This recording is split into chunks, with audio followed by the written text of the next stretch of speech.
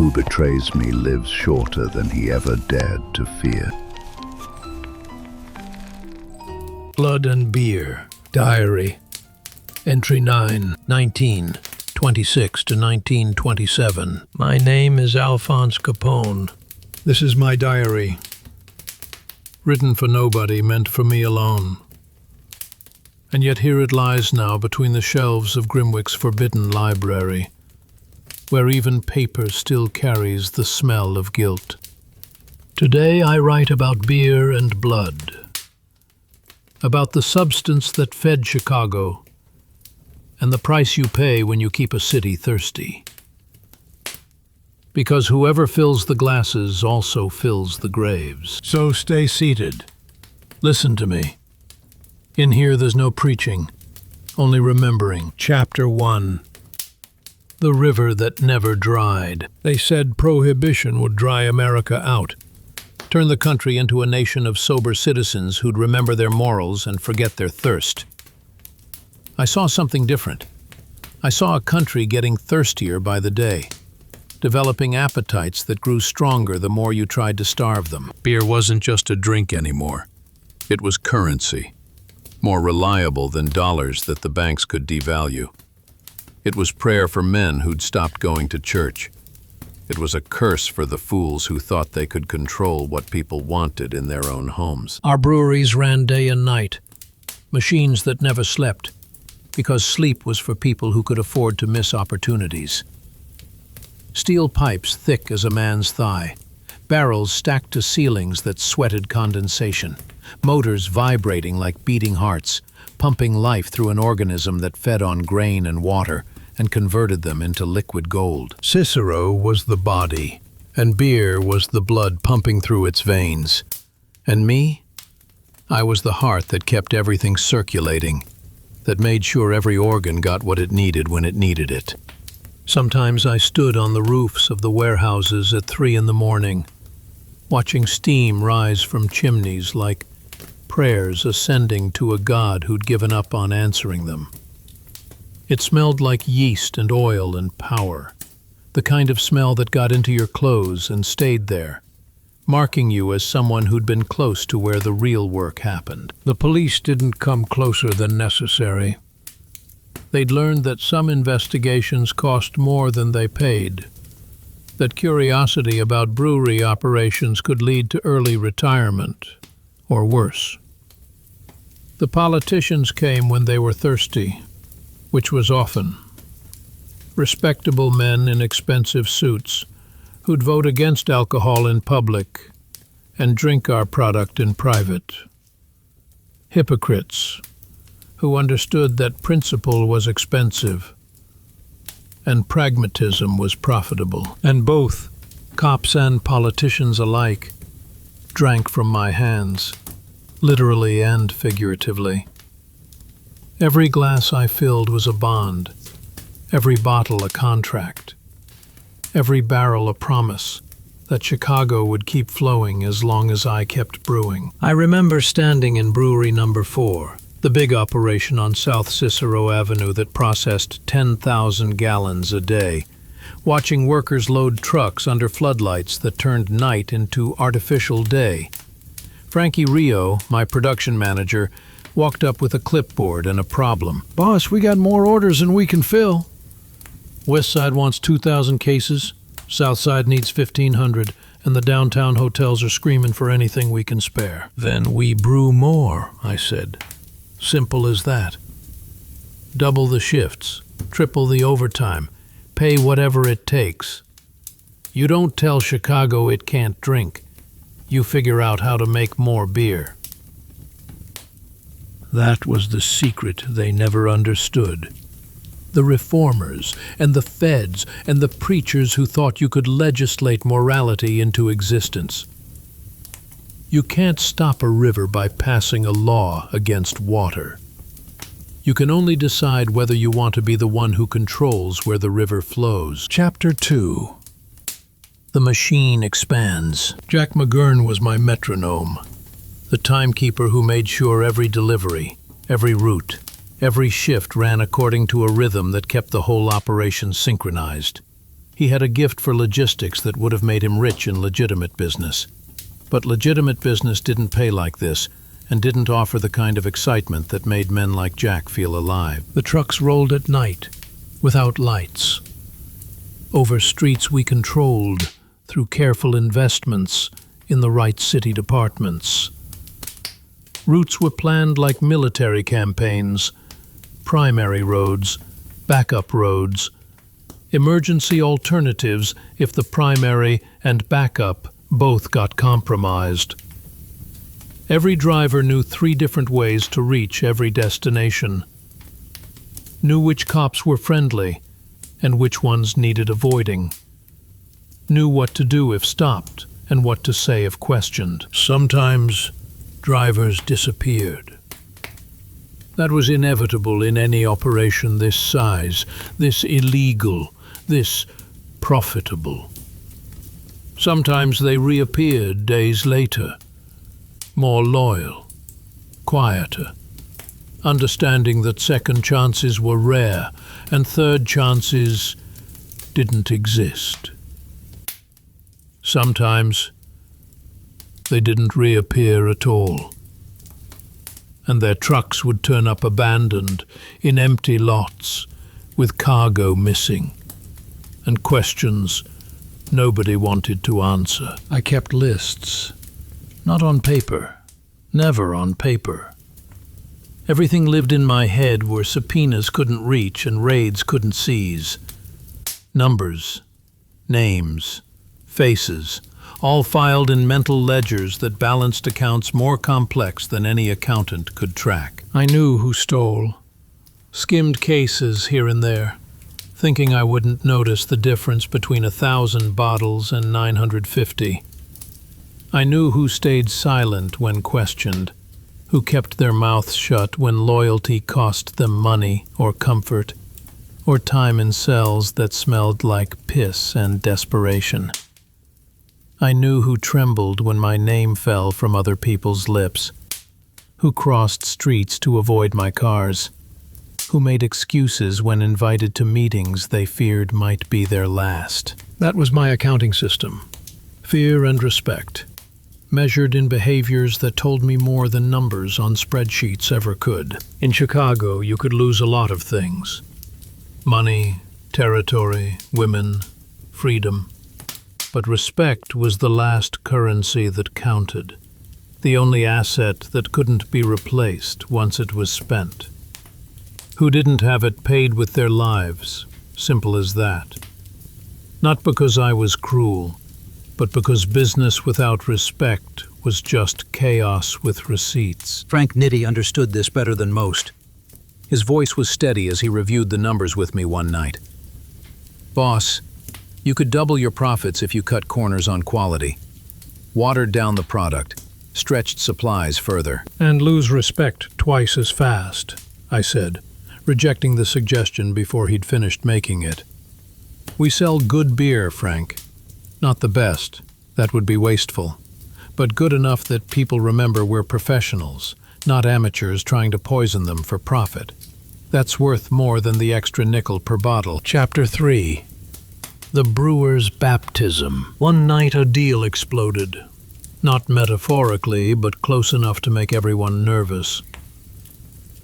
2 boys from the north side had tried to intercept a delivery, 50 barrels from our Joliet operation, worth $10,000 at street prices. They thought they could grab the cargo, sell it themselves, pocket the profit before we noticed what was missing. They were wrong about several things, but mostly they were wrong about how fast we noticed. I sent Frankie Rio and Machine Gun Jack McGurn, 2 specialists who understood that some problems required solutions that couldn't be discussed in polite company. It wasn't a negotiation. It was an education, the kind that left permanent marks on anyone who witnessed it, and made sure the lesson didn't need repeating. When they came back 3 hours later, they carried the smell of gasoline and burned wood, odors that told stories without requiring explanations. Frankie's suit was ruined, spattered with substances that weren't mud.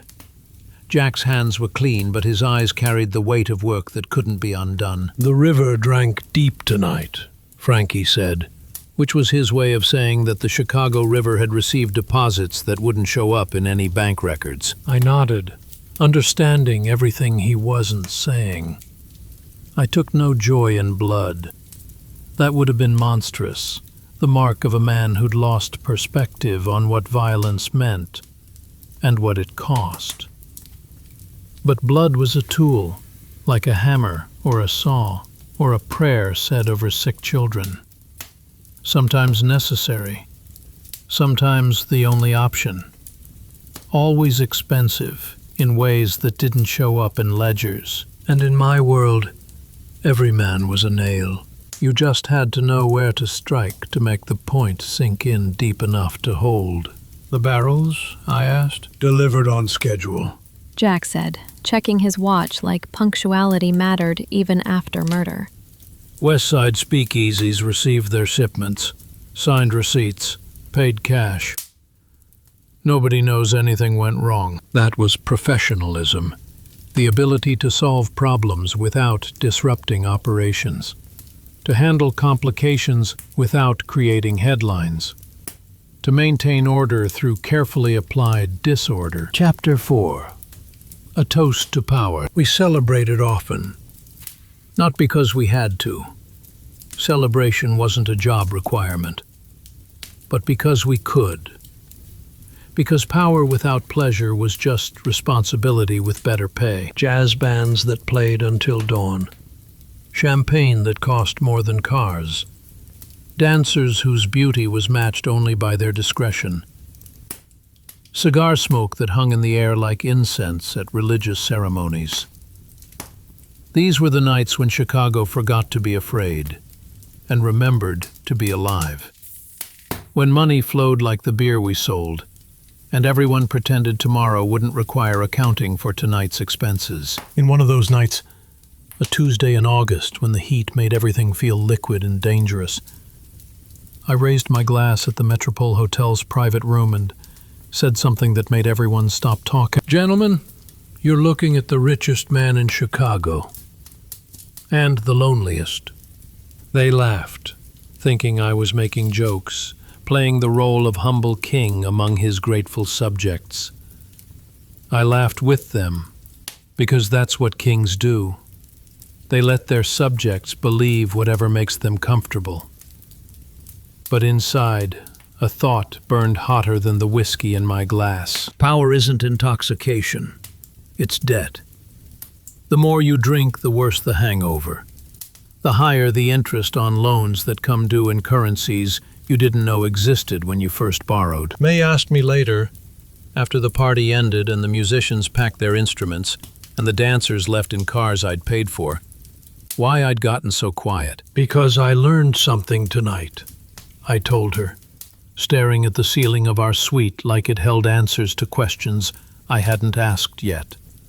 I learned that even heaven has to be paid for, and the rates are higher than anyone advertises. She didn't understand, but how could she?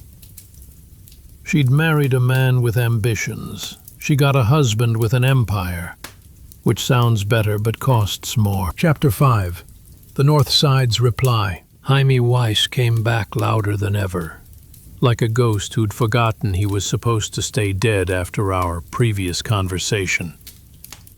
He hit my deliveries with bullets, dragged my men from cars and left them bleeding in alleys, made drivers disappear into the kind of darkness that doesn't give back what it takes. I didn't react immediately. That would have looked desperate, reactive, like I was losing control. Instead, I let him talk. Let him think he was winning. Let him believe his attacks were hurting more than they actually cost. Then, on a gray morning in October, at the corner of State and Superior, I ended the conversation. Machine Gun Jack positioned himself on the second floor of a building across from the Holy Name Cathedral. 5 seconds of concentrated truth delivered at 600 rounds per minute. Messages written in lead that didn't require translation. Jaime Weiss fell on the sidewalk holding roses he'd just bought. Probably for some girl, maybe for a grave. Definitely for a future that stopped existing the moment Jack squeezed the trigger. The flowers scattered across concrete, mixing with blood in patterns that looked almost artistic if you ignored what they meant. Chicago went quiet again, but quiet in that city was like snow in April, beautiful and temporary, something that wouldn't last past the next warm wind. Chapter 6. The weight of gold. Money flowed faster than I could count it, which was saying something because I was good with numbers, and we had accountants whose only job was counting. We made millions per week, actual millions, not the exaggerated figures newspapers printed to sell copies to people who'd never seen $1 million and never would. I built houses for people who needed them, fed families who couldn't feed themselves, bribed senators who thought they were too important to be bought until they saw the numbers we were offering. I dressed like an emperor, because emperors understood something that peasants didn't. Appearance was policy. Style was strategy. Looking powerful made you powerful. And yet every night when I closed my eyes, I heard the trucks rolling. That rumble. Always that rumble. Like a heartbeat that wouldn't stop even when you wanted it to. Even when the rhythm started feeling less like life and more like countdown to something you couldn't see but knew was coming. It never stopped. The brewing, the bottling, the delivering, the collecting, the counting, the planning, the problem solving, the violence that punctuated operations like commas in sentences that never quite reached periods. I asked myself whether this was my fate, to be king over something that would eventually devour me, to rule an empire that demanded more than it gave back, to build something so big it couldn't be held by hands that were still human despite everything those hands had done. Chapter 7. The Foam and the Blood. One morning a messenger came running, sweat on his forehead, dust on his shoes, fear in his eyes that he tried to hide but couldn't quite manage. Young kid, maybe 20, working as a lookout on the north side where our territories touched like fingers reaching for throats. "Boss," he said, trying to catch his breath while delivering bad news. "Moran's got new men, lots of them." I smiled, because of course he did. Every boy who thought he could knock me off my throne underestimated what I'd learned from Johnny Torrio, from Brooklyn streets, from Chicago nights that taught lessons you couldn't unlearn. Beer makes men full. Blood makes them loyal.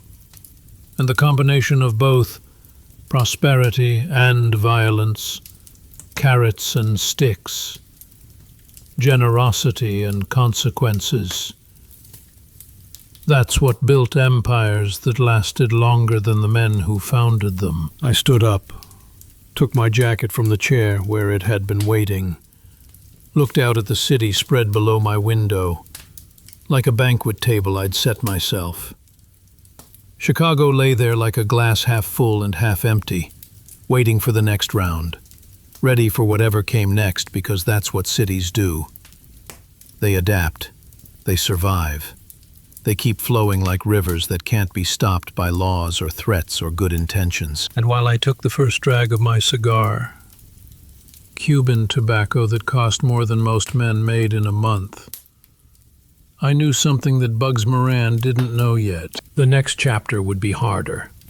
More violent, more expensive, more dangerous than anything we'd faced so far. Because the beer wasn't cold yet. But the blood was already starting to boil again. And when blood boils in Chicago, everybody gets burned. Some worse than others, but nobody walks away completely clean. But that story, about what happened when Moran pushed too hard and I pushed back harder. About the morning that made February 14th a date Chicago would never forget. Well, that's a tale that needs its own telling. Next time, I'll explain how I taught the North Side a lesson about respect that they're still learning. Decades after the guns went silent and the smoke cleared. Next time I'll tell you about the Valentine nobody wanted to receive. In a city that never sleeps, where every light hides a story, and every night whispers, "What if?" one man turns the impossible into your next experience. Michi Sander, the name behind Vegas's most exclusive nights. Private villas, secret shows, tables no one else can book. From the Strip to the sky, your access begins here. You don't wait in lines. You walk through velvet ropes. Because in Michi's world, the world waits for you. Discover the art of living at michisander.com. Vegas, done the way it was meant to be. My name is Alphonse Capone. This entry is wrapped in cigar smoke.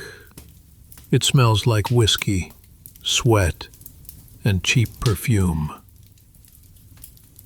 Like nights that should never end, and faces you only recognize in twilight. This is the story of Cicero, my city in Chicago's shadow. Here I became king. Here I learned that music sounds louder when blood drips in rhythm. These pages rest in Grimwick's library now, where forbidden stories gather dust and secrets. They smell like the clubs I built, smoke and sin and something sweeter that might have been ambition, or might have been damnation. Lean back. Listen to me. Entry 11. Cicero Nights, 1924 to 1926. Pause. Chapter 1. Welcome to Cicero. Cicero wasn't a city. It was a promise. A dirty, glowing promise wrapped in industrial smoke and honest labor, waiting for someone to come along and teach it how to sin professionally. After the reform elections in Chicago, we had to relocate. Mayor Dever was getting serious about cleaning up corruption, which meant he was getting serious about cleaning up us. Torrio was gone, recovering from bullets in Italy, and the air in the windy city had gotten too hot to breathe comfortably. But Cicero? In Cicero, you could breathe money. 25 minutes west of downtown Chicago by streetcar, Cicero was where working people lived. Factory workers, railroad men, families who went to church on Sunday and believed the preacher when he talked about redemption. Bohemian immigrants who'd come to America looking for honest wages and found them in honest work. They were honest people. They just didn't know yet that they'd soon be praying in my church, where the organ played jazz instead of hymns, the psalms were written in ledger books instead of leather Bibles, and the altar was a bar counter lined with glass bottles that held communion of a different sort. I remember the first time I drove through Cicero in daylight. Wide streets, neat houses, children playing in yards that had grass instead of concrete. It looked innocent, untouched. Like a virgin waiting to be corrupted by someone with enough charm and enough money and enough willingness to ignore what innocence cost. This is it, I told Frank Nitti, who was driving, mapping routes we'd need later for deliveries that wouldn't be made in daylight. This is where we build the kingdom. We built it from wood, light, and noise. Every club became a temple where people worshipped pleasure instead of principle, where Saturday night lasted until Monday morning, if you had enough money to keep the music playing. And me?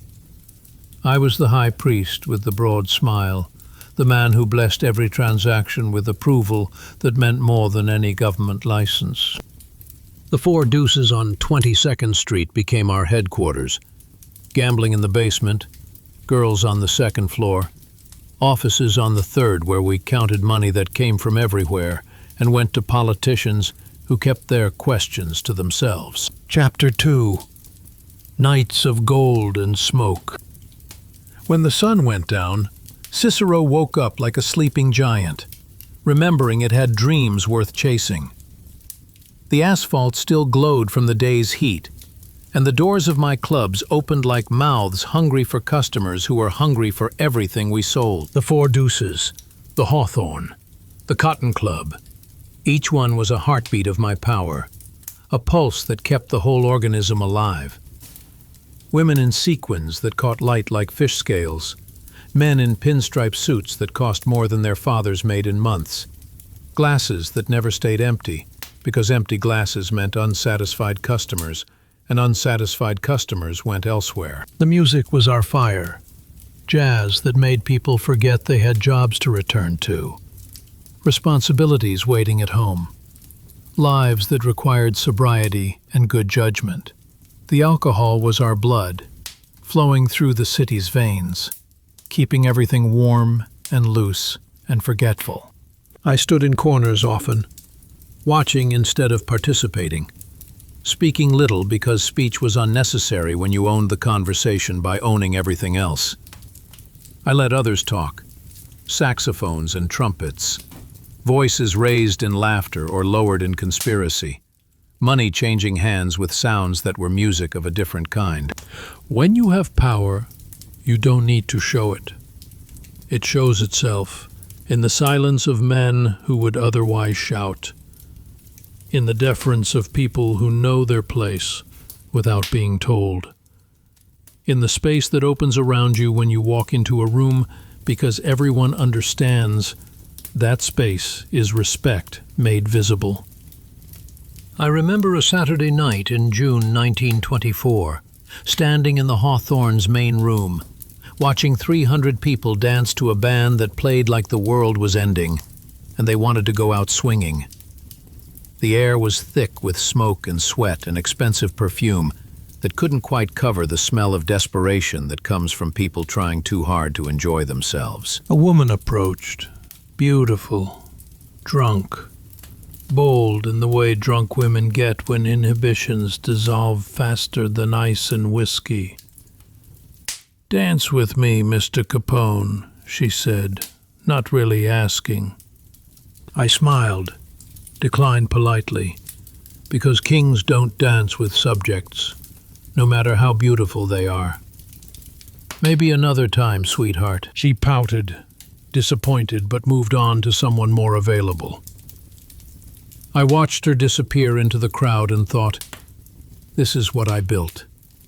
This freedom, this forgetfulness, this temporary escape from lives that grind people down until they need places like this just to remember they're alive. Chapter 3. The Mayor's Election. 1924 was no year for accidents or coincidences. The reform people wanted order, morality, cleanliness, all the things that sounded good in church basements and newspaper editorials, but didn't pay bills, or employ workers, or keep families fed when factories closed and honest wages disappeared. I gave them the opposite. I bought the dirt and turned it into gold, transformed corruption into commerce, made vice look like virtue if you squinted and didn't ask too many questions. When election day came, my men drove through streets with persuasion that came in multiple forms, smiles and suggestions, ballot boxes and baseball bats, loaded Colts that stayed hidden until civility stopped working. Democracy was a gamble, and I held all the cards, because I dealt them myself. We assisted voters who seemed confused about which candidates supported economic development, and which ones wanted to return Cicero to the dark ages of unemployment and prohibition enforcement. Most people appreciated the assistance. Those who didn't learned that political principles were expensive luxuries in a city where luxuries cost more than most people could afford. By the time polls closed, Cicero was mine in every way that mattered. The mayor nodded respectfully when I entered his office, understanding that his authority was on loan from an organization that could revoke the loan with interest if payments fell behind schedule. The police drank my whiskey at the same bars where they were supposed to be enforcing laws against my whiskey. Even the parish priest knew when to stay silent about sins that kept his parishioners employed. But victory had a price, and the bill came due in blood. My brother Frank was working the polls on Cicero Avenue, making sure democracy functioned properly, when plainclothes cops decided to make examples instead of arrests.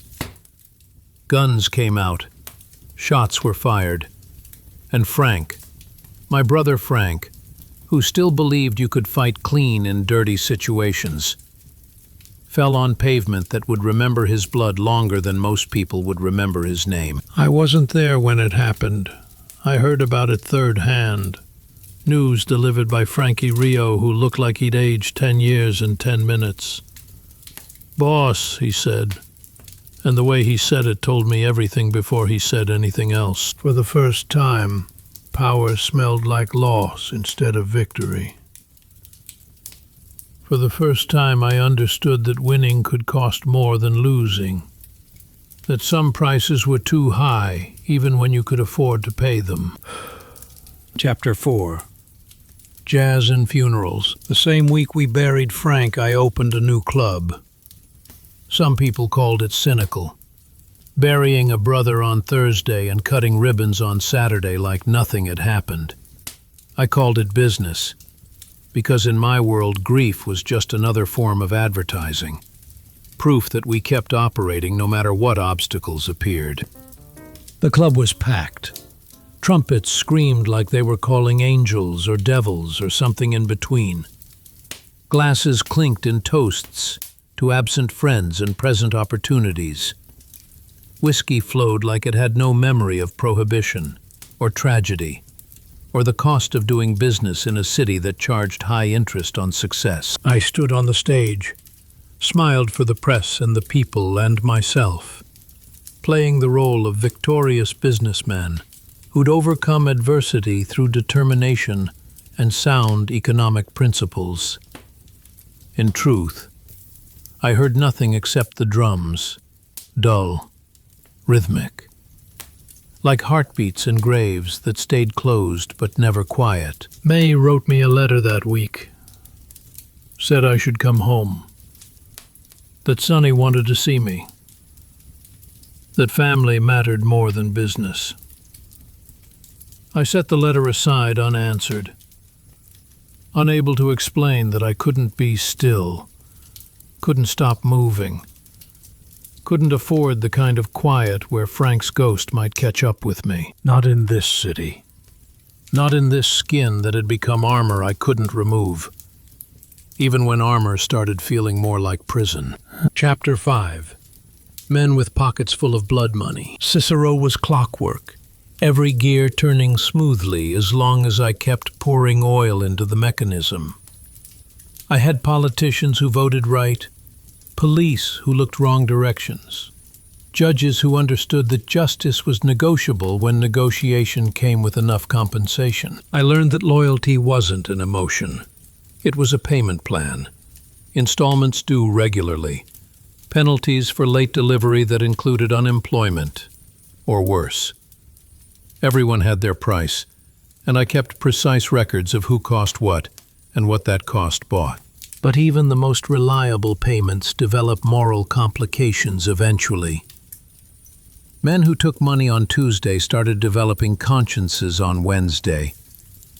Principles that appeared suddenly, like uninvited guests who wouldn't leave until you dealt with them permanently. I began keeping notes, not on paper, never on paper, but in my head, where subpoenas couldn't reach. Who took what? Who said what? Who stayed silent when speaking would have been cheaper? I wasn't a gangster anymore. I was an accountant with a gun, a bookkeeper who balanced accounts with bullets when numbers stopped adding up right. Jake Guzik handled the financial side, collections, payoffs, the laundering that made dirty money clean enough to spend in respectable establishments. "Boss," he told me one morning, spreading ledgers across my desk like evidence in a trial that hadn't started yet. We're paying more in bribes than we're making in profits some weeks. Then raise prices, I said. Simple as that. Economics is simple. Costs go up, prices go up. Everybody adjusts or gets adjusted. Frank Nitti nodded agreement. The market will bear it. They're thirsty, and we're the only reliable water supply. Chapter 6. Nights at the Hawthorne Hotel. In my penthouse above the Hawthorne, I sat alone often, the city spread below like a map of territory I'd conquered, but couldn't quite hold. Lights glittered like everything was fine, like order reigned and chaos was someone else's problem. I knew better. Sometimes Jake Guzik visited with reports about revenue and expenses, profit margins that would have made legitimate businessmen weep with envy. Sometimes Frank Rio came with stories from the street. Who was talking too much, who wasn't talking enough, who needed reminding that silence was survival. But eventually the visits became less frequent, and I was left with bottles and the radio. Louis Armstrong, Duke Ellington, Ethel Waters, their voices were the only ones that didn't lie, didn't want anything except to be heard, didn't calculate odds or measure risks before speaking truth. I thought about Frank during those nights. Thought about Torrio recovering in Italy, probably sleeping better than he'd slept in years. Thought about the price that kept accumulating interest, debts that couldn't be paid with money, because they were owed in currency that looked like time and felt like regret. Power wasn't intoxication. It was disease. And I had fever that wouldn't break. Symptoms that got worse instead of better. Prognosis that nobody wanted to discuss, but everyone understood. The view from that penthouse was beautiful. City lights like stars fallen to earth. Streets laid out in patterns that suggested order was possible, if you had enough money and enough muscle to enforce it.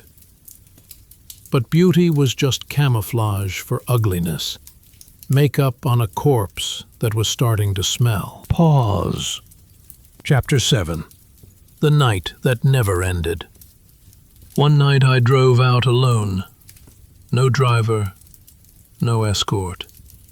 No security that made every movement feel like military operation. Just me and the motor. The road and the darkness.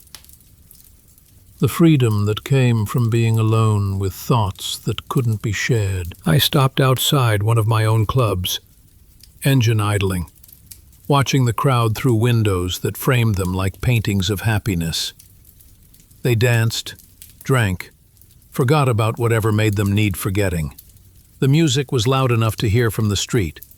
Jazz that promised everything would be fine if you just kept moving, kept drinking, kept pretending tomorrow wouldn't require accounting for tonight. I didn't go inside.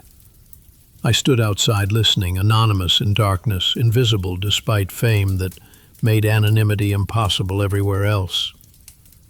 The music was loud, the street empty except for a stray dog that barked once, then disappeared into shadows that swallowed sound. I saw my reflection in the car's polished black paint, distorted, dark, barely recognizable. Asked myself if the man looking back felt anything anymore. If power and money and control over an entire city had burned out whatever had been inside before ambition replaced it. In the distance, the sun began glowing on the horizon. Not quite dawn, but the promise of dawn. The suggestion that darkness wasn't permanent, even when it felt eternal. I laughed quietly at the irony. Cicero never sleeps, I said to nobody. Or maybe to myself. Or maybe to the ghost of my brother who died making this city mine. But maybe I will soon. The sky turned pink over rooftops that I owned, or controlled, or influenced. And in my head the trumpets kept playing. First jazz, then sirens. sound morphing into warning that I was too tired to heed and too smart to ignore. I knew the music would change rhythm soon. The song we'd been playing couldn't last forever. No matter how good the band was, or how much people wanted to keep dancing. The next song, that would be about constant danger and violence in Chicago's streets. About enemies who wouldn't stay dead. About federal agents who couldn't be bought. About the price that kept coming due in currencies I was running out of. But that's a story for next time. When I tell you how survival became the only business that mattered, and how even survival had a price tag attached. For now, the night is ending in Cicero. The clubs are closing. The music is fading. And somewhere in the darkness, something is coming. That sounds like thunder, but moves like lightning. Too fast to dodge, and too powerful to stop. Tomorrow I'll tell you about the war that never ended. About streets that ran red and stayed red. About the years when Chicago became a battlefield, and every man was either soldier or casualty. Tomorrow I'll explain what it costs to be king, when everyone wants your crown and your kingdom and your head, preferably separated from your body and displayed as warning to anyone else with ambitions. But tonight Cicero sleeps, finally, even though it never sleeps, even though the lights stay burning, and the money keeps moving, and the empire keeps demanding feeding, and I stand alone, watching dawn break over a city I built, and a city that's breaking me, wondering which will collapse first, the kingdom or the king. My name is Alphonse Capone. Between the shelves of Grimwick's forbidden library, this chapter lies like a loaded gun, hidden beneath red velvet and empty bottles. It tells of a city that was mine, and of alleys that devoured me. In Cicero I owned the night, but the brighter the light, the sharper the shadows. This is the story of that time when every step on Chicago's streets had an echo, and every echo was a threat. Lean back. Listen to me. Entry 11. Enemies in every alley. 1926 to 1928. Pause. Chapter 1. The sound of fear. At night, when the jazz went silent, I heard it. The city breathing. A rattling sound, like metal scraping on concrete, like something dying that refused to stay dead. Chicago never slept, and neither did I. People said I had everything under control, that my organization ran like clockwork, wound tight enough to last forever. But control is an illusion. You think you're holding the reins until you realize the horse died miles back, and you've been dragging a corpse through streets that don't care about the difference. Cicero was my kingdom. 20 square miles where my word was law, and law was whatever I said it was. But Chicago remained the beast that could never be tamed, the animal that pretended to be domesticated until it remembered its teeth. Every block had eyes watching. Every corner had a price that kept rising. Every transaction carried risk that compounded with interest. I stopped knowing who belonged to whom anymore. The organizational charts in my head got blurry, lines connecting names that might be allies or might be enemies waiting for the right moment to switch sides.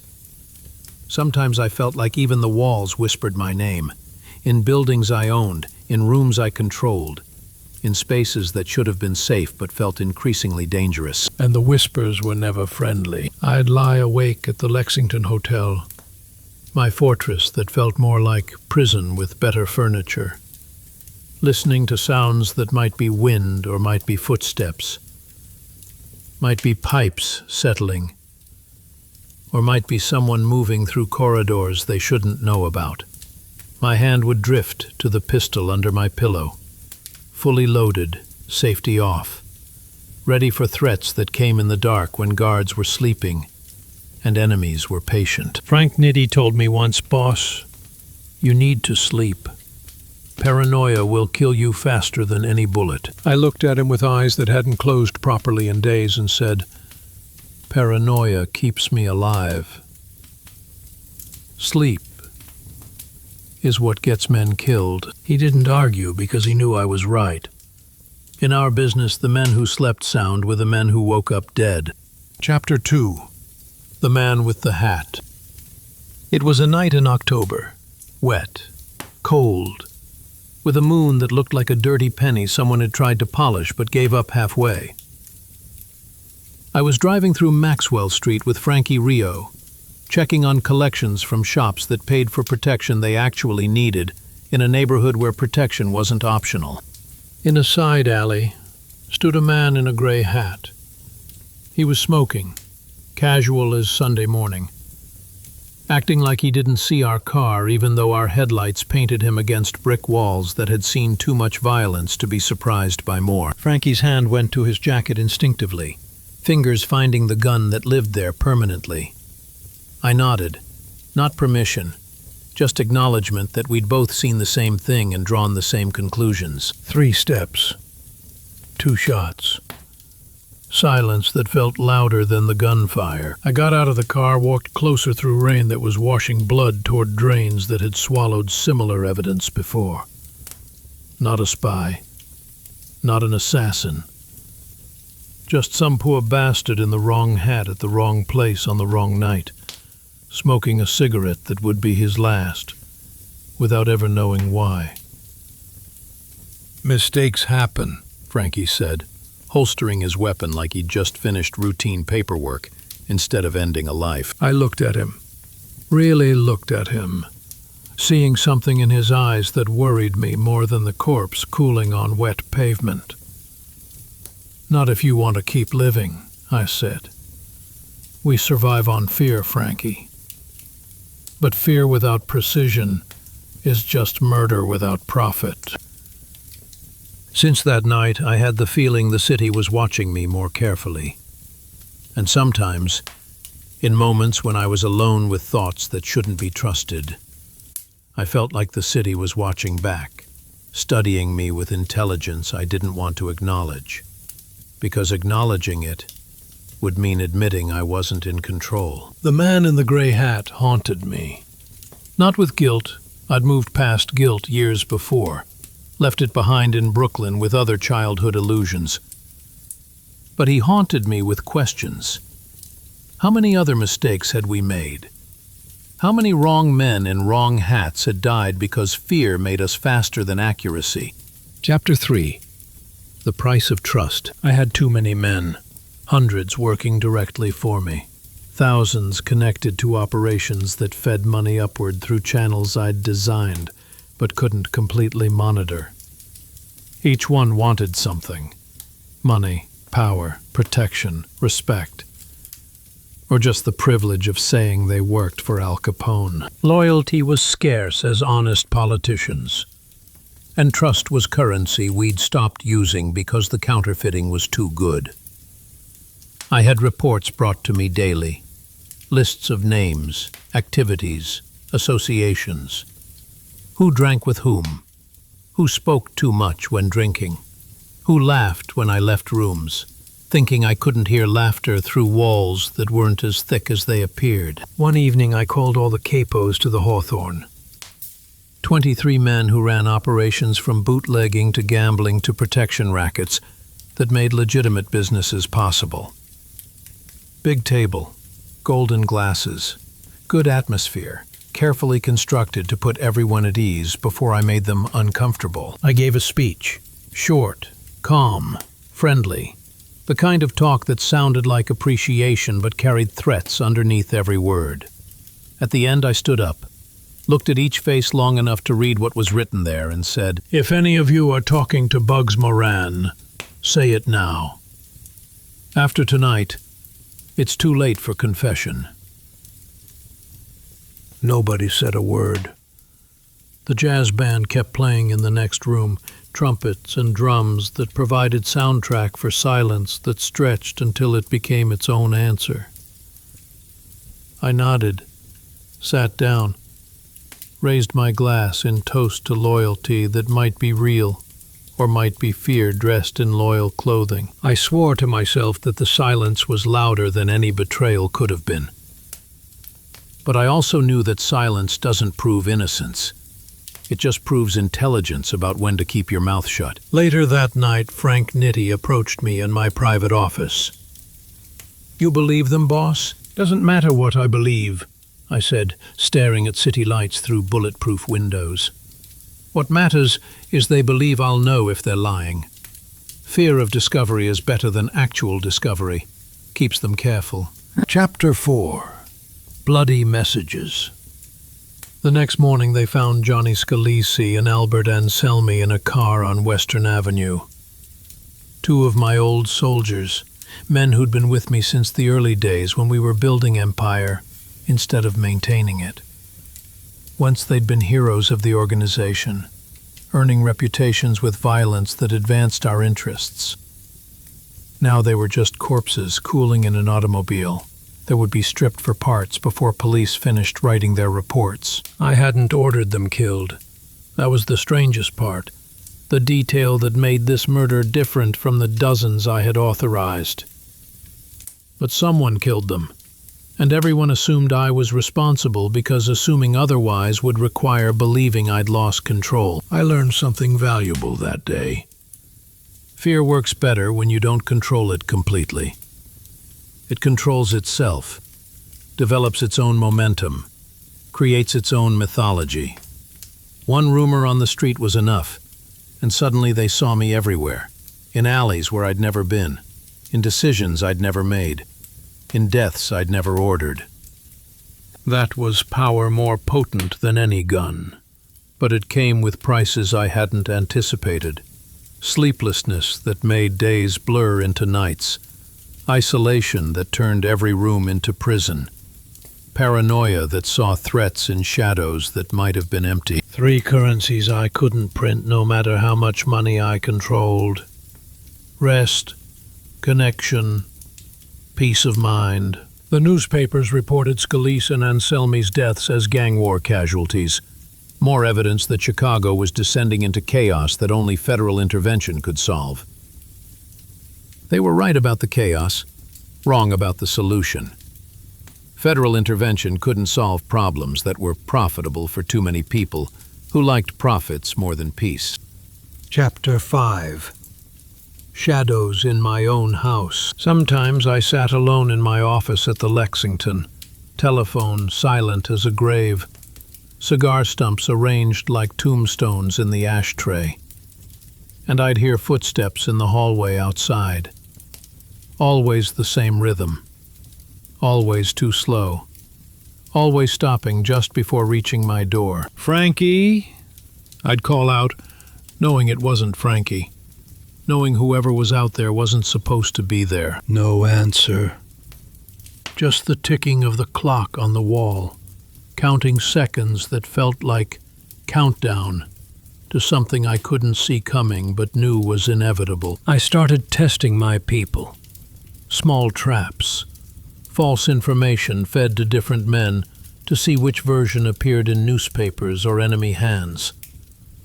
Who carried tales was finished. Simple as that. No trials, no explanations, just disappearances that sent messages more clearly than any speech could manage. 2 nights after I started testing, the city got quieter. My list of trusted associates got shorter. But the silence after the gunfire was heavier than the echo before it. Weighed more than the bodies that fed Chicago River fish that had developed taste for human flesh. I looked in mirrors and asked myself if the man staring back was still human, or just a shadow that had learned to speak. A ghost pretending to be alive, because admitting death would be inconvenient for business. The reflection never answered, but its eyes said plenty. Chapter 6. The Reporter. Jake Lingle was a reporter. Clever boy. Too curious for his own good. With connections to both sides of laws he pretended to respect. He wrote about me often. Articles that walked the line between admiration and accusation, making me sound like Robin Hood one day and Attila the Hun the next. I liked him despite myself. He had courage that looked like stupidity, intelligence that manifested as questions nobody else dared ask. He wrote that I was a king without crown, emperor of empire built on sand, ruler of kingdom that would collapse the moment I stopped holding it together through force of will. I laughed when I read it, because he was right about parts and wrong about others, and the combination made him dangerous in ways he didn't understand. 2 weeks later, they found him dead in the Illinois Central Underpass. Shot once in the back of the head, execution style. Message delivered to anyone who thought journalism was protection against consequences. The city erupted. Newspapers screamed about press freedom and gangster violence. Police launched investigations that would lead nowhere useful. Politicians gave speeches about law and order, while cashing checks from organizations that made law and order negotiable. I didn't need to say anything. My silence was louder than any statement, more incriminating than any confession. They whispered my name in connection with Lingle's death, and I let them whisper, because the whispers served purposes that truth couldn't serve, even though I hadn't ordered it, even though I'd liked him, even though his death made my life more complicated without making it more profitable. Sometimes the most dangerous poison isn't lead, it's doubt. Let people doubt what they know, doubt what they see, doubt what they think they understand, and they'll paralyze themselves with uncertainty while you keep moving forward. Chapter 7. The Alley. Late one night I drove alone through the South Side. No driver, no bodyguards, no security that made every movement feel like military convoy. Just me in the car and the rain that made streets slick as blood, neon lights bleeding into puddles that reflected nothing accurately. I stopped at an intersection where 4 streets met, and none of them looked safe. A shadow moved in the distance. Maybe a dog, maybe a person, maybe something in between that Chicago had created through combination of poverty and violence and desperation that bred mutations. My hand went from steering wheel to revolver in one smooth motion. Muscle memory from years of expecting ambush at every corner. And there it was again, that feeling of being watched from all directions simultaneously. Eyes in windows and alleys, and cars that passed too slowly. Enemies in every alley. Not exaggeration, not paranoia, just fact, simple and cold as Chicago winter. I started the engine, pulled away from the intersection before the shadow could resolve into threat or reveal itself as nothing. Chicago disappeared in the rearview mirror, but never really left. Because cities aren't places you leave. They're places that stay with you, that live inside you, that change you in ways you don't recognize until it's too late to remember who you were before. I thought I could flee from streets that wanted me dead. But you can't leave a city when the city lives in you, when its rhythms become your heartbeat, when its violence becomes your vocabulary. And somewhere out there, between jazz that played in clubs I owned, and sirens that announced deaths I might have caused, another parade was forming.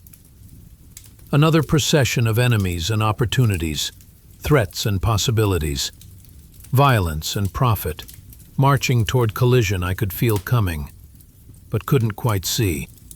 The shadow stayed with me all the way back to the Lexington. Sat in the passenger seat, invisible but present. Whispered things I didn't want to hear, but couldn't ignore.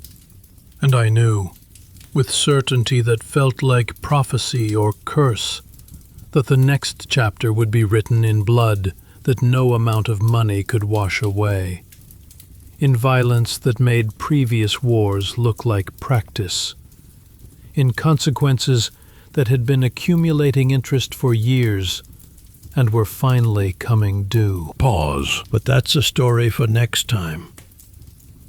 When I tell you about the morning that made Valentine's Day a date, Chicago would never forget. About 7 men who died because they worked for the wrong boss. About the massacre that turned me from king to public enemy overnight. Next time, I'll explain what happens when you try to solve problems with enough bullets. When you confuse terror with strategy. When you forget that some lines can't be crossed without changing everything that comes after. For now, the alleys are quiet. The enemies are watching, and I'm driving through rain that never stops, trying to reach safety that doesn't exist, pursued by shadows that might be real, or might be conscience finally catching up. Chicago waits. Patient. Hungry. Ready to devour whatever I feed it next. My name is Alphonse Capone. Before me stands a glass, half full, half empty, just like the streets I once drove through. This chapter smells like gasoline, smoke, and pride. It tells of shine and metal, of the crowd's applause and the echo that followed me long after the music faded. This is the story of the parade, the day Chicago waved to me, and I smiled back like I was immortal. These pages lie in Grimwick's library now, stained with whiskey and regret. They smell like triumph that turned to ash before anyone noticed the smoke. Sit down. I'll tell you how it really was. Entry 12.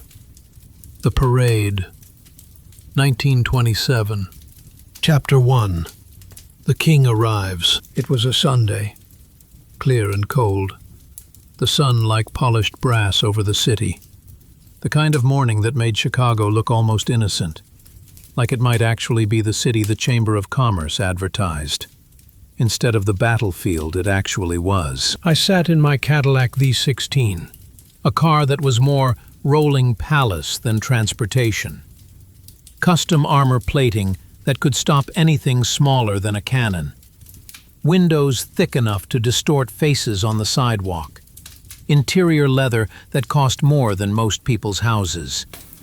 2 motorcycles in front, 3 limousines behind, and on every back seat, a piece of my power made flesh. Frankie Rio sat to my right, hand never far from the Thompson submachine gun between his feet. Jake Guzik behind me with ledgers in his head that tracked every dollar flowing through our empire. Tony Accardo in the third car, young but sharp, eyes that missed nothing and forgot less. All of us in dark suits tailored to conceal weapons and project authority.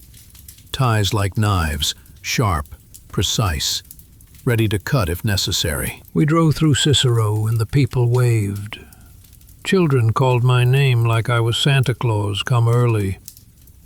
Old men tipped their hats with respect that might have been genuine or might have been fear dressed in respectful clothing. Hard to tell the difference. And maybe there wasn't one. I waved back like I was the mayor of this sinful city. Maybe I was. Because whoever brings bread and beer doesn't need elections. He just needs delivery trucks that run on time and cops who look the other direction for the right price. I saw my reflection in the car window. A mask made of smile and cigar, carefully constructed image of success and power. And deep underneath, visible only to me, exhaustion. The kind that comes from playing king too long, from holding power that gets heavier with every passing day. The parade had been my idea, a show of strength, a demonstration that Al Capone wasn't hiding from anyone. wasn't afraid of attention or authority or enemies who might be watching from windows or rooftops. But ideas that sound good in offices sometimes feel different on streets where bullets travel faster than thoughts. Chapter 2. The Applause of the Poor. In the alleys they stood packed tight. Working people, families, immigrants who'd come to America looking for opportunities and found Cicero instead. They cheered when they saw me, not because they knew me personally, but because I represented something they understood. A man from the streets who'd beaten the streets, who'd climbed from nothing to everything, while the system that was supposed to help them did nothing. I was their hero, their devil, their mirror. I showed them what was possible if you were willing to pay prices they didn't want to calculate. I let money flutter from the car window, small bills, 5s and 10s, nothing that would actually change anyone's life, but enough to create spectacle. In the eyes of people scrambling for those bills, they glittered like diamonds, like salvation, like proof that generosity existed even in organizations the newspapers called criminal. A child ran alongside the car, stumbled, fell hard on pavement that had hospitalized tougher people. I raised my hand, had the driver stop, got out personally to help the kid up. Cameras flashed. The crowd roared approval.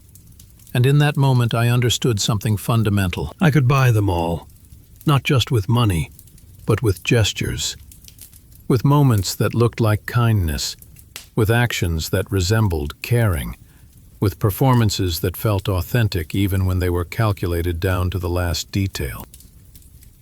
But in the applause I heard another sound underneath, something cold, something that might have been mistrust, or might have been fear pretending to be celebration. The crowd loved me and feared me simultaneously. Couldn't separate the emotions because in Chicago they were the same thing. An old woman crossed herself when my car passed. Whether blessing or curse I couldn't tell. A young man shouted something that might have been praise or might have been challenge.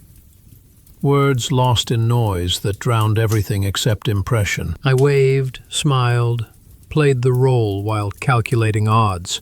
How many of these people would cheer if I fell? How many were waiting for the parade to end in gunfire?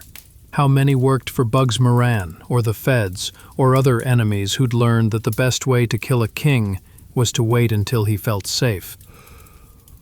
Chapter 3. The Parade of Power. I had my men wave flags. Nothing with symbols that could be traced or used as evidence. Just colors. Gold, red, black. The colors of my world, my empire. My vision of what Chicago could become if you stripped away hypocrisy and admitted what everyone already knew, that vice was more reliable than virtue, that pleasure paid better than principle. The music came from a small jazz band on the last vehicle in the procession, trumpets that sounded like commands, drums like controlled gunfire, saxophones that wailed like sirens announcing either celebration or catastrophe, depending on your perspective. The rhythm was perfect, a procession of style and control that said we weren't gangsters. We were businessmen, conducting legitimate operations in markets the government had created by making normal human desires illegal. The press was there, naturally. Reporters in fedoras with notebooks ready to record history, or mythology, or whatever version of truth would sell newspapers. Photographers with flashbulbs that turned afternoon into lightning storm, capturing moments that would appear on front pages with captions I couldn't control, but could influence. I let them close enough to think they were welcome, far enough that they only saw what I wanted seen. The art of public relations was knowing exactly how much truth to reveal, while hiding everything that mattered. Next day's headline, Capone marches. Chicago celebrates. I laughed when I read it, because what they didn't write was the real story.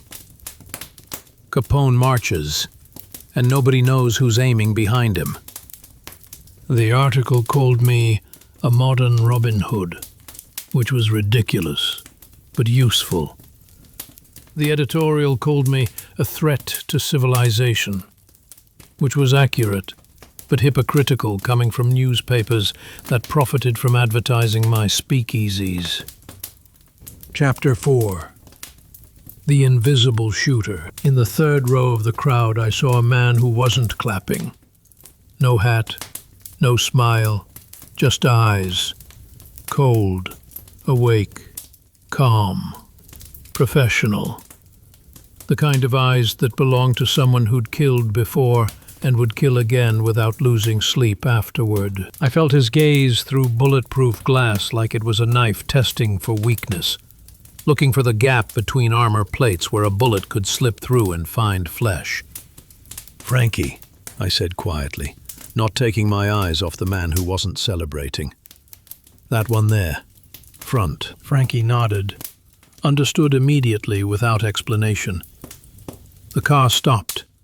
He got out, moved through the crowd with purpose that made people step aside instinctively. By the time he reached the spot where the man had been standing, the man was gone. Vanished like he'd never existed, like he'd been ghost or hallucination or conscience manifesting in physical form. No shot fired. No words exchanged. Just wind sweeping across asphalt that had absorbed too much blood to be clean anymore. I knew he'd been real. But I also learned something that day. Sometimes fear and guilt speak with the same voice, look through the same eyes, make you see threats in shadows that might be empty. That night I couldn't sleep. Every engine sound was a bullet searching for its target. Every backfire was assassination interrupted, or assassination about to begin. The parade was over, but in my head it continued, endless, loud, unstoppable. A procession that had no destination except the grave. All parades eventually reach. I stood at my hotel window watching Chicago sleep, or pretend to sleep, or stay awake like me with eyes closed. And I wondered, was the man in the crowd real? Or was he just the first sign that my mind was starting to fracture under pressure that would eventually crush everyone who carried it? Chapter 5. The Press Ballad. 2 days later, a reporter called. Young voice, ambitious tone, questions that sounded innocent but carried implications. "Mr. Capone," he said, pronouncing my name carefully like it might explode if mispronounced. "They're calling you the King of Cicero now." I laughed. Genuine amusement at the absurdity of titles that newspapers invented to sell copies. Tell your readers the king is just a businessman. I deliver what they want, nothing more, nothing less. "And what do they want?" he asked. The question every reporter asked, hoping I'd say something incriminating they could use as headline. I answered carefully. Words chosen for maximum impact with minimum legal liability. Distraction and a little hope. Maybe some entertainment in times that are harder than anyone wants to admit. He printed the quote. Next day's headline, Capone, Hope in Dark Times. The churches exploded with outrage. Sermons about false prophets and criminals masquerading as saviors. Priests competing to see who could condemn me most eloquently, while their congregations drank the beer I provided and gambled in the establishments I protected. But the streets loved me more afterward. Working people understood what preachers didn't. That sometimes hope comes from unlikely sources. That sometimes the man who breaks laws is more honest than the men who make them. I had learned something that would serve me well until it destroyed me. When you control the light, you don't need truth. You just need the right shadows in the right places. And people will see whatever they want to see. Believe whatever makes them comfortable. The reporter called again a week later. Mr. Capone, the district attorney says you're a menace to society. Tell the district attorney I've employed more people this year than his office has, I said. and I've paid better wages." That quote didn't make the paper. Some truths were too true for newspapers that depended on advertising, from businesses that depended on maintaining illusions about how the world actually worked. Chapter 6. The Man on the Roof. After the parade, I stood on the roof of the Lexington Hotel, my fortress that felt increasingly like prison with better views. The city glittered below like a sea of lies, beautiful from distance, toxic up close, impossible to navigate without getting poisoned. I held a glass of whiskey that cost more than the reporter who'd interviewed me made in a week. The cigar glowed in darkness that was never quite dark in Chicago, city that kept lights burning like it was afraid of what it might see if shadows got too deep. The wind smelled like gasoline and burning coal, and something else that might have been hope or might have been despair.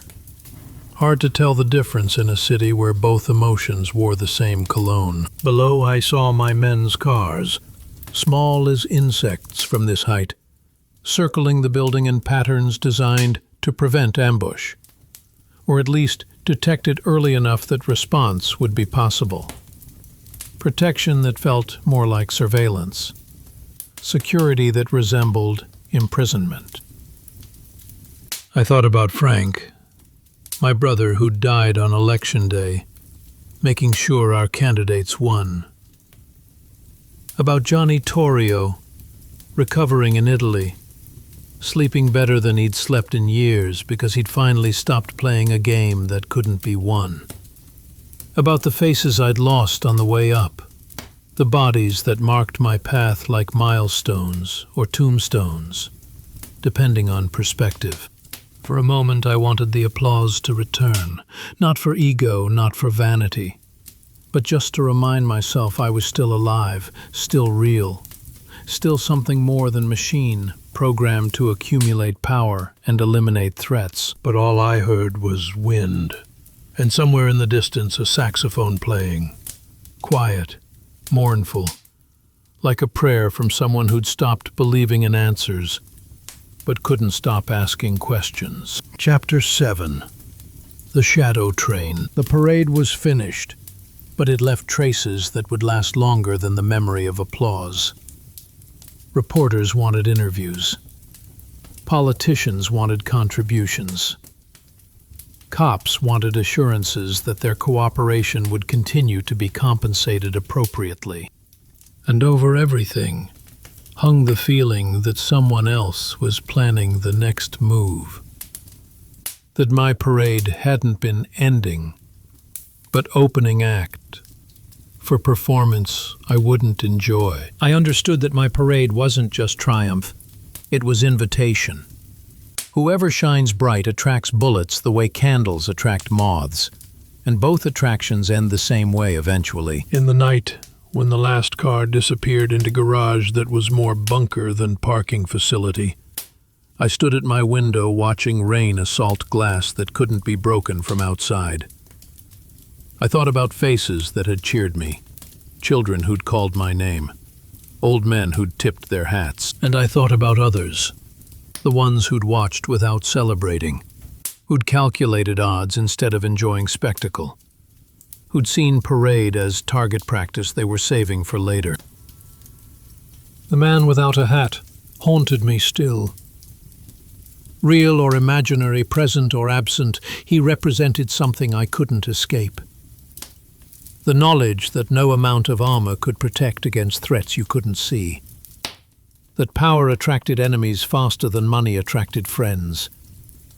That every parade was really just funeral procession that hadn't reached the cemetery yet. I poured another drink, lit another cigar, stared at the city that was mine and wasn't mine, that I controlled and that controlled me in equal measure. Tomorrow would smell different. Perfume, tobacco, velvet. The next chapter was already being written in places I couldn't see, by people I'd never met. Velvet nights were coming. Time of parties that would make the parade look like rehearsal. Celebrations that would reveal how hollow laughter sounds when you're laughing to avoid screaming. The time of festivals had begun. And somewhere in the applause, I could already hear the sound of weapons being loaded, enemies getting ready, consequences preparing to come due. But tonight I stood on this roof, watching Chicago sleep its restless sleep. And for one moment, I let myself believe the parade had meant something, that the cheers had been real, that I was something more than criminal, pretending to be king. The moment passed. It always did. And in the silence that followed, I heard the music starting again. Jazz mixed with sirens, celebration mixed with warning, triumph mixed with the beginning of the end. Pause.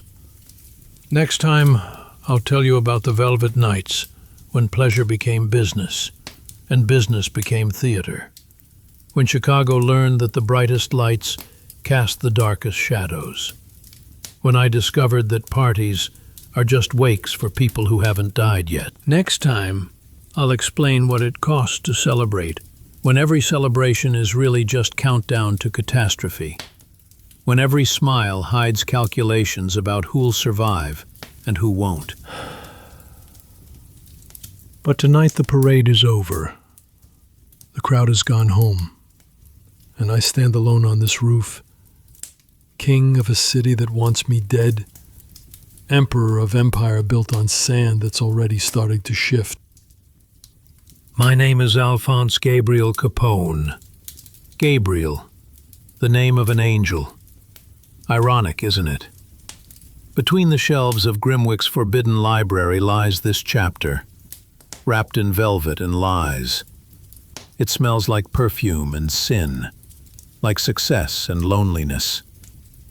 Here the light dances on glasses until everything blurs. I was the king, and every night was my court. But even angels lose their wings eventually. Turn off the lights. I'll tell you what the shine really sounded like. Entry 13. Velvet Nights, 1927 to 1928. Chapter 1. The Hall of Velvet. Cicero, winter 1927. The city steamed with life, while snow fell outside like the sky was trying to bury evidence. Inside, at the Green Mill, the Four Deuces, the Cotton Club, the air smelled like champagne, cigars and skin. Velvet curtains heavy as secrets, lights that turned everything golden, chandeliers that looked like crystallized wealth hanging from ceilings that had witnessed transactions God wouldn't approve of. I arrived late. Always late. When I appeared, the music held its breath for a moment, then came back louder, more urgent, like it was trying to prove something. They played for me, but I understood something they didn't. I wasn't the audience anymore. I was the spectacle, the show they'd all come to see, the main attraction in a circus I'd built but couldn't control. The dancers laughed with mouths that had learned to smile on command. The men applauded with hands that reached for guns as easily as champagne glasses. And I stood there, cigar in hand, tailored suit that cost more than cars, diamond rings catching light like false stars promising navigation to people who were already lost. Power tastes like smoke, sweet on the tongue but with bitter aftertaste that lingers, that reminds you nothing good lasts, that everything burns eventually. The velvet everywhere, on walls, on furniture, on women's dresses, was supposed to suggest luxury, elegance, class. But I knew what it really was. Insulation. Padding between us and the reality outside, between the fantasy we were selling and the violence that made it profitable. Frank Nitti stood by the door, counting heads, calculating risk. Jake Guzik worked the room, collecting debts disguised as handshakes. Tony Accardo watched from corners, young eyes that saw everything and forgot nothing, already learning to be the man who'd survive when older men fell. This was my kingdom at its peak. Beautiful, profitable, poisonous. A place where dreams came true if your dreams involved forgetting who you were and what you'd done to afford the forgetting. Chapter 2. The King and His Court. My men loved these nights. Each one knew exactly how to behave when I was present. The hierarchy, the protocols, the unspoken rules about who could speak and who should listen. Women, whiskey, music. Everything ran like clockwork made of temptation. Each gear turning smoothly because failure to turn smoothly had consequences nobody wanted to experience. I had musicians on payroll. Louis Armstrong played sometimes when he could, when his schedule permitted visits to establishments that weren't quite legal, but were definitely profitable. He told me once, bourbon warming his voice, that my clubs were like cathedrals, just more honest about what they were worshipping. In church, he said, trumpet case resting against his chair, they tell you to love your neighbor. In your clubs, they actually do it. Temporarily, anyway, for a price. I laughed because he was right, and because sometimes the truth sounds better when delivered with humor that takes the edge off. Observational. The women came from everywhere. Dancers who'd learned their craft and theaters that closed when talking pictures arrived. Singers whose voices could make grown men weep or laugh depending on what the song required. Dreamers who'd traded smaller dreams for bigger ones that looked achievable from the right angle with enough champagne. One was named Ruby. Red dress, red lips, red laughter that sounded like warning bells if you listened carefully. She told me once, leaning close enough that I could smell perfume that cost more than I was paying her, "You look like a man who could have any woman and keep none of them." I laughed because she was right about that too, and because acknowledging painful truths with laughter made them hurt less. In my kingdom there was no silence, only music layering over emptiness like velvet over scars, covering ugliness with beauty that was real but temporary, authentic but purchased, meaningful but for sale to highest bidder. Chapter 3. The Glitter and the Shadows. I began fearing the sound of applause the way some men fear silence. It was too loud, too empty, too much performance without substance.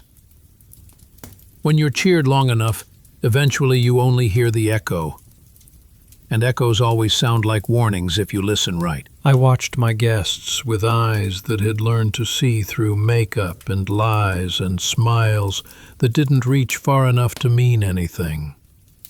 Politicians whose speeches about reform paid for by money from organizations they claimed to oppose.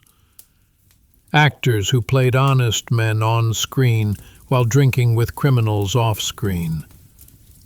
Journalists who wrote about corruption while collecting payments to not write about specific corruptions that paid better. They all drank from the same glasses, kissed the same lips, told the same lies. I was the center of their carousel, the axis around which this world of velvet nights rotated. And while they laughed, I saw exhaustion in their eyes.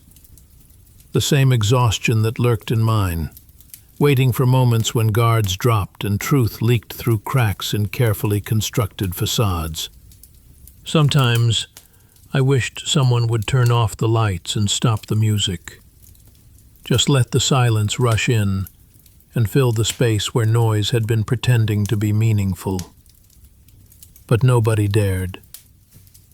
Not even me. And I owned the switches. A woman approached one night. Beautiful, expensive, bought or rented I couldn't tell and didn't care. "Mr. Capone," she said, voice like honey poured over broken glass. "Don't you ever get tired of this?" "Of what?"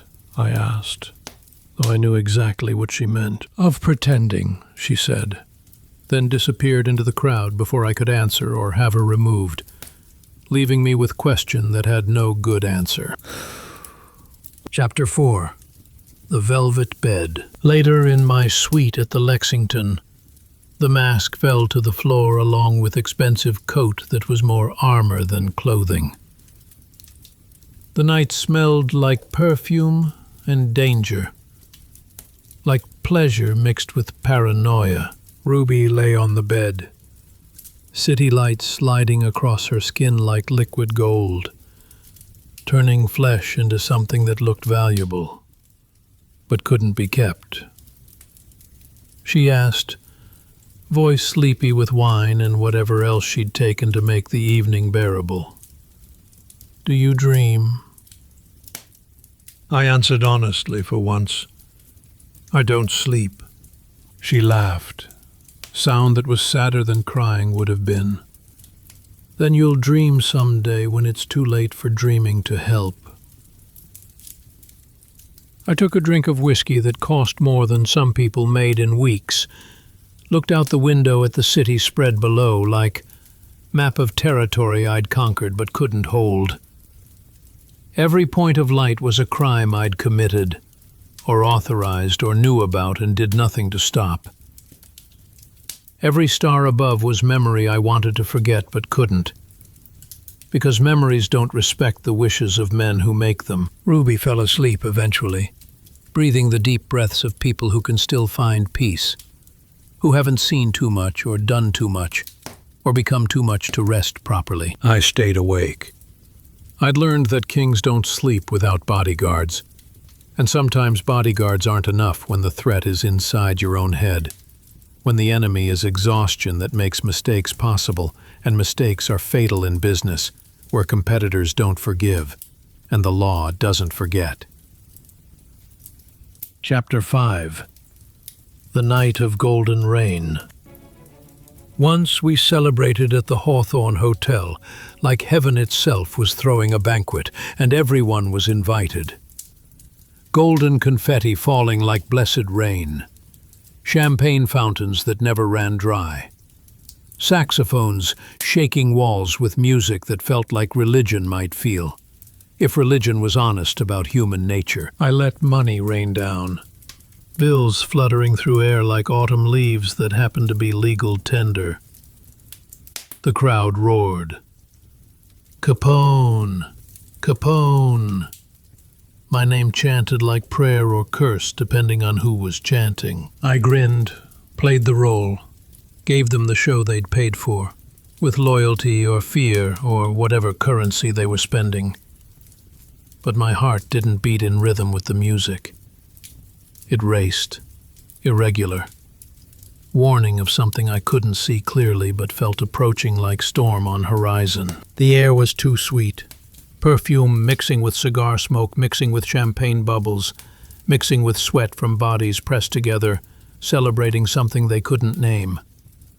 Too loud, music and voices and laughter competing to be heard over each other, until everything became noise without meaning. I felt the music distort, or maybe my head distorted. Brain chemistry shifted by stress and sleeplessness, and substances I'd taken to make sleeplessness bearable. Notes that should have been beautiful sounded threatening. Laughter that should have been joyful sounded mocking. Frankie Rio leaned close, concern in eyes that didn't show concern often. "Everything okay, Al?" I nodded because admitting otherwise would have been weakness. And weakness in my position was invitation to wolves who'd been waiting for exactly that moment. But internally I knew the shine was starting to crack. Velvet couldn't hide blood once the blood soaked through deep enough. Chapter 6.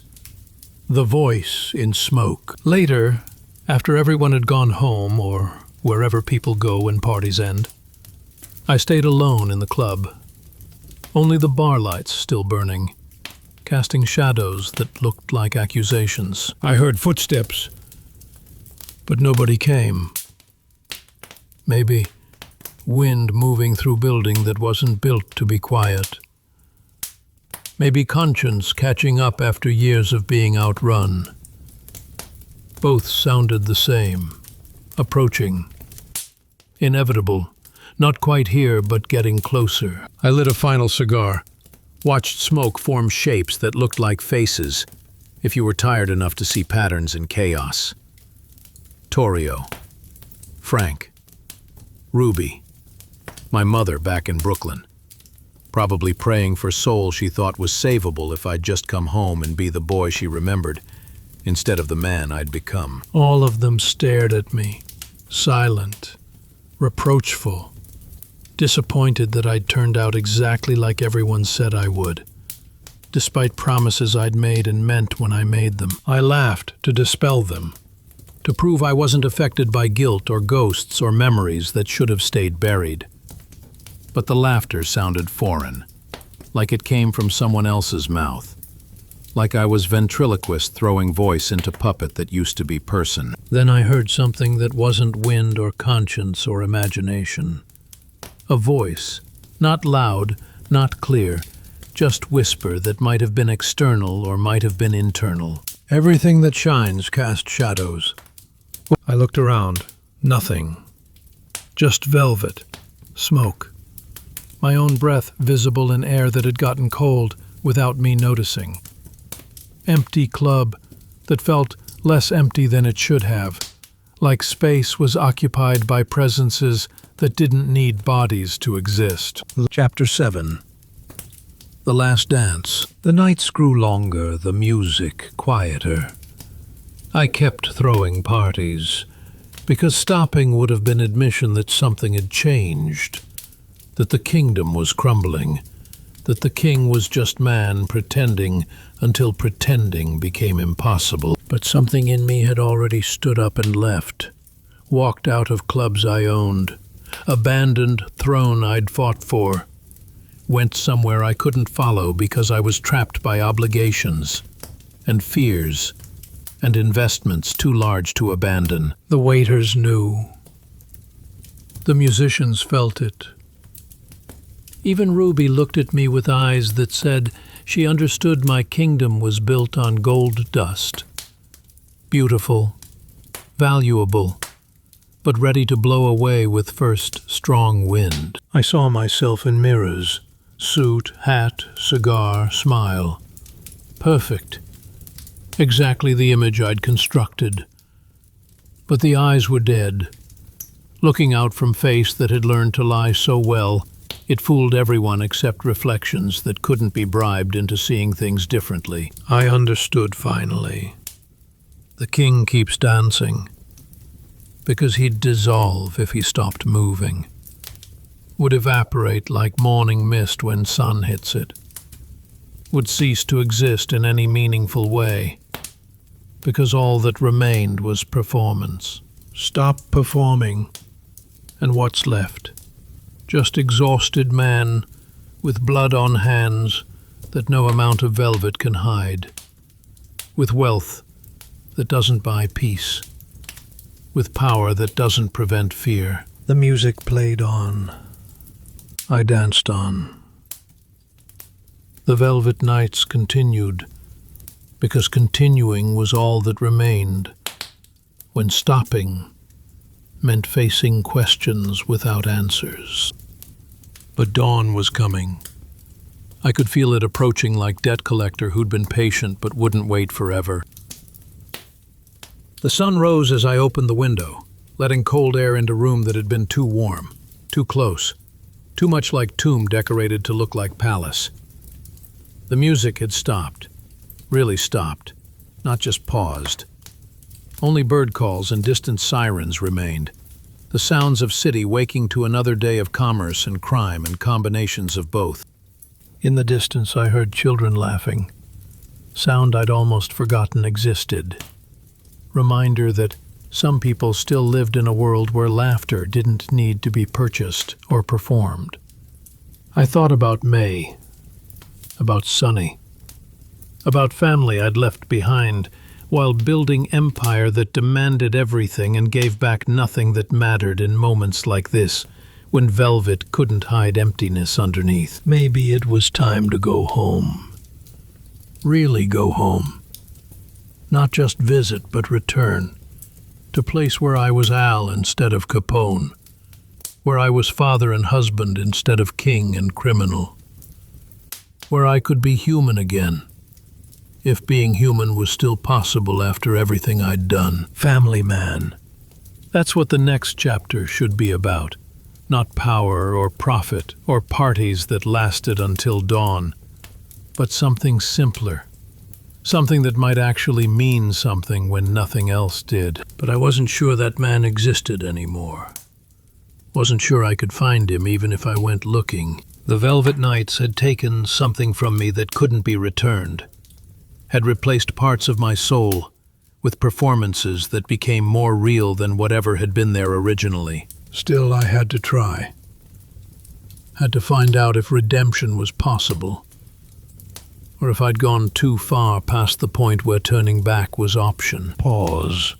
Next time I'll tell you about the attempt, about going home to family that barely recognized me, about trying to be father when fatherhood required skills I'd traded for other abilities, about learning whether love could survive when it competed with empire for my attention. Next time, I'll explain what it costs to come home, when home doesn't feel like home anymore, when the man who left isn't the man who returns, when family becomes another performance in life, made of performances. But tonight the Velvet Nights are ending. The clubs are closing. The king is stepping down from throne made of smoke and mirrors and money that couldn't buy what actually mattered. And somewhere between the last note of jazz and the first light of morning, I stopped being Scarface and tried to remember how to be Al.